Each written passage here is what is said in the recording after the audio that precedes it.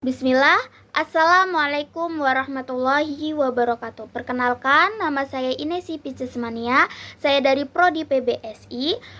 Di sini saya akan mempresentasikan materi tentang metode pembelajaran dari mata kuliahan Strategi Pembelajaran Bahasa Indonesia, ya, dengan dosen pengampu Bu Indah. Nah, langsung saja. Pembahasan yang akan dibahas itu ada 6. Yang pertama, pengertian dari metode pembelajaran itu sendiri. Yang kedua, faktor yang mempengaruhi pemilihan metode pembelajaran. Yang ketiga, kedudukan dalam pembelajaran. Yang keempat, macam-macam metode pengajaran. Yang kelima, teknik pembelajaran. Yang terakhir, taktik pembelajaran. Yang pertama yaitu pengertian metode pembelajaran. Nah, untuk metode itu sendiri berasal dari bahasa Yunani, metodos, yang artinya cara atau jalan yang ditempuh.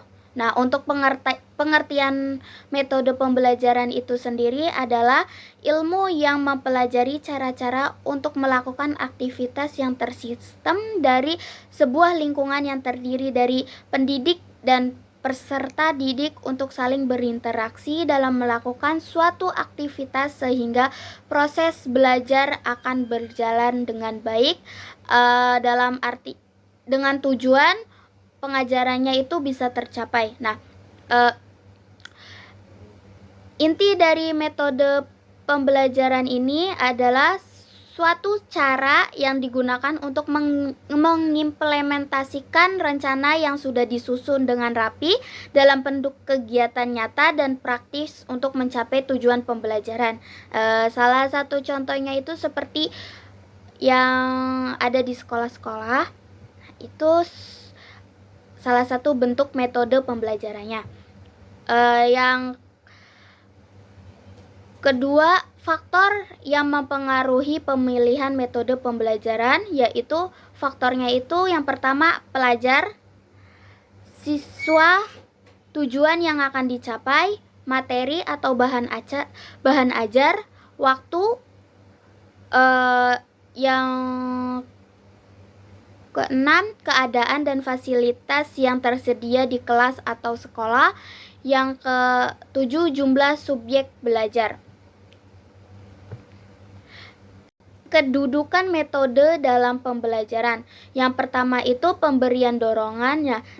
Di sini pemberian dorongan itu cara yang digunakan oleh pendidik dalam rangka memberikan dorongan kepada peserta didiknya untuk terus mau belajar, atau bisa disebut motivasi untuk semangat dalam belajar. Yang kedua itu pengungkap tumbuhnya minat belajarnya. Ini cara dalam menumbuhkan rangsangan untuk tumbuhnya minat belajar peserta didik yang didasarkan pada kebutuhannya. Yang ketiga itu penyampaian bahan belajar, yaitu sebagai salah satu cara yang digunakan pendidik dalam menyampaikan bahan ajar untuk kegiatan pembelajaran berlangsung.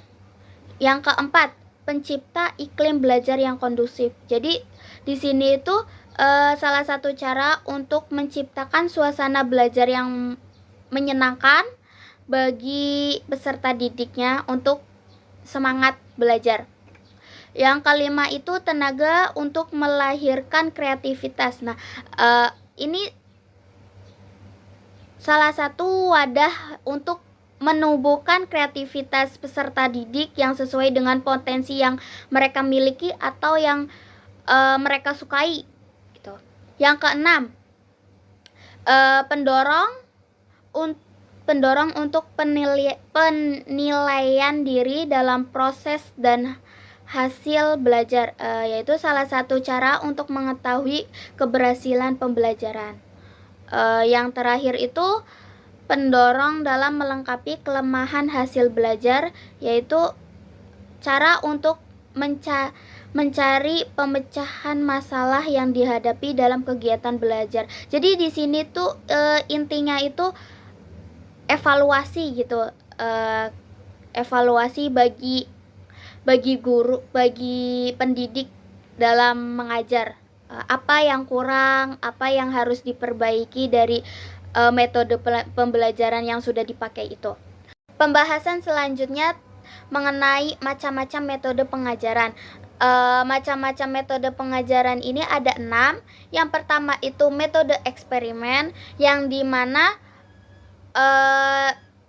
cara pengajarannya itu siswa akan diberi percobaan dalam suatu hal, lalu siswa tersebut mengamati serta menuliskan hasil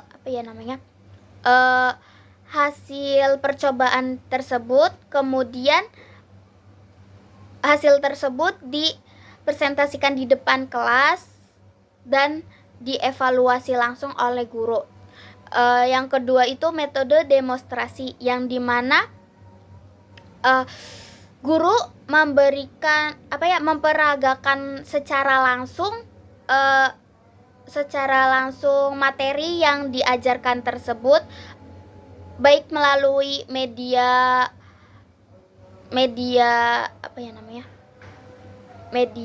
sosial atau apapun itu. Kemudian metode diskusi, yang dimana siswa dihadapkan kepada suatu masalah yang berupa pernyataan atau pertanyaan yang bersifat problematis untuk dibahas dan dipecahkan bersama. Jadi langsung didiskusiin gitu mengenai masalah yang dibahas tersebut. Selanjutnya itu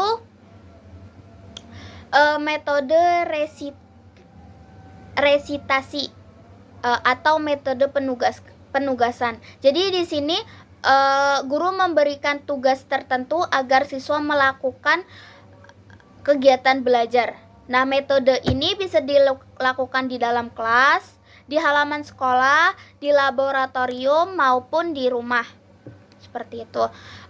Yang dimana siswa harus mengerjakan tugas tersebut. Yang selanjutnya itu metode ceramah. Metode ceramah ini adalah salah satu metode tradisional karena sejak dulu metode ini telah dipergunakan sebagai alat komunikasi lisan antara guru dengan anak didik dalam proses belajar mengajar. Kemudian metode problem solving. Seperti yang kita ketahui, metode ini adalah metode pemecahan masalah. Metode ini bukan sekedar metode mengajar, tetapi juga merupakan suatu metode berpikir, sebab dalam problem solving dapat menggunakan metode-metode lainnya yang dimulai dengan mencari data sampai kepada menarik kesimpulan. Jadi sama halnya dengan metode diskusi gitu. Jadi saling berpendapat untuk mencari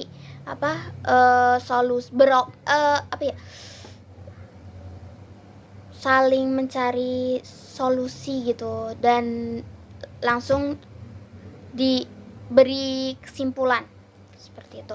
Selanjutnya metode tanya jawab. Nah, cara penyajian pelajaran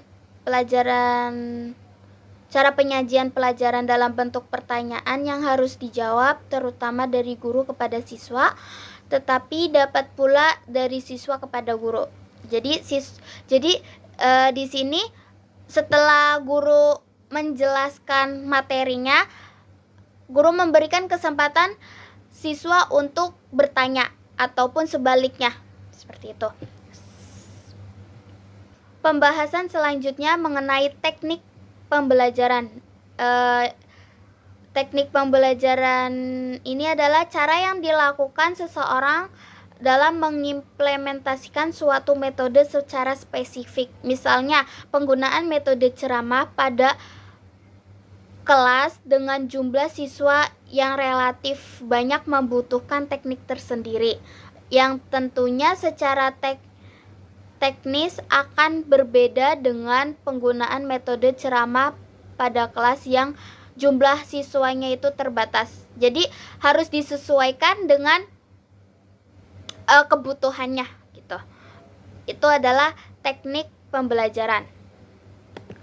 Selanjutnya itu taktik pembelajaran. Salah satu taktik pembelajaran adalah gaya seseorang dalam melaksanakan metode atau teknik pembelajaran tertentu yang sifatnya individu. Misalnya terdapat 2 orang sama-sama menggunakan metode ceramah, tetapi mungkin akan sangat berbeda dalam teknik yang digunakan. Jadi tuh misalnya guru dia dua orang ini menggunakan metode ceramah, tapi taktik yang digunakan itu berbeda gitu, nggak selalu sama. Cukup sekian pembahasan presentasi dari saya, kurang lebihnya mohon maaf. Billahi fisabilil haq fastabilul khairat. Wassalamualaikum warahmatullahi wabarakatuh.